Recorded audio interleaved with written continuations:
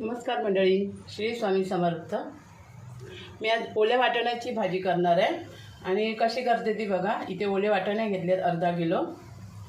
इथे मी प्रत्येक वेळेला ना खोबरं भाजते, त्याच्यामध्ये बडीशेप, जिरा, धने असा प्रमाणामध्ये घेते आणि काळी मिरी, लवंग, दालचिनी, लसूण सगळं एकत्र भाजून त्याच्या असे बारीक पावडर करून ठेवते। मग जेव्हा लागेल ना तेव्हा कांदा भाजायचा आणि पावडर मिक्स करायची।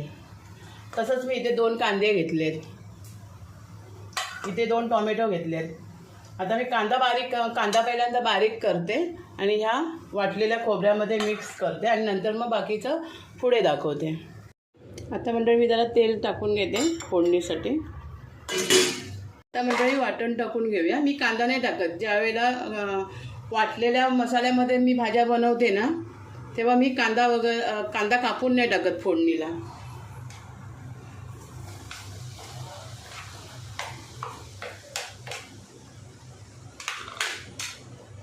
जे मसाला जो वाटला जातो ना तोच टाकते फक्त। मी घरी बनवलेला गोडा मसाला आहे तो टाकते मी। आता आपण याच्यामध्ये तिखट मसाला टाकून घेऊया। तिखट आपल्याला जितकं पाहिजे तेवढं। आमच्याकडे थोडं झणझणीतच खातात, म्हणजे मला फक्त झणझणीत आवडतं। तर आता मी 2 चमचे टाकले आणि हा पाव चमचा। आता मी गोडा मसाला टाकते।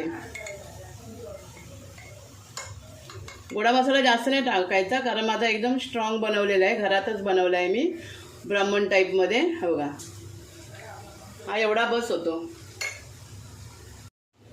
आता तो पण परतून घेऊया। आता याच्यामध्ये बटाटा आणि वाटाणा टाकून घेऊया। असा एकदा मसाला बनवून बघा। मी पूर्ण मसाल्याची रेसिपी एक दिवस तुमच्याबरोबर शेअर करेन। आता थोडीशी हळद टाकूया आणि टोमॅटो।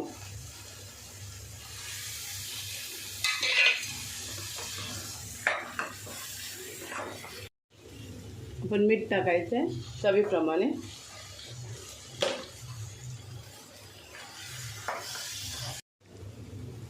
कांदा आणि लसूण कोथिंबीर वाटलं होतं ना त्याच भांड्यातलं पाणी टाकते।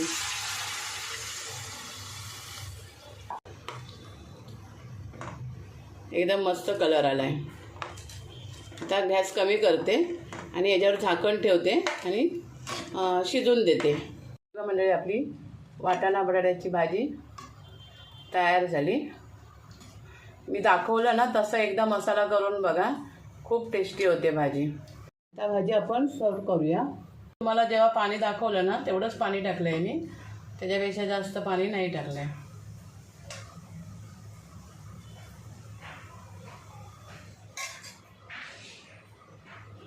ही बघा भाजी आपली, कलर वगैरे बघा तिचा किती एकदम छान आला आहे। व्हिडिओ तुम्हाला आवडला तर एक लाईक करा, शेअर करा आणि सबस्क्राईब करा। थँक्यू।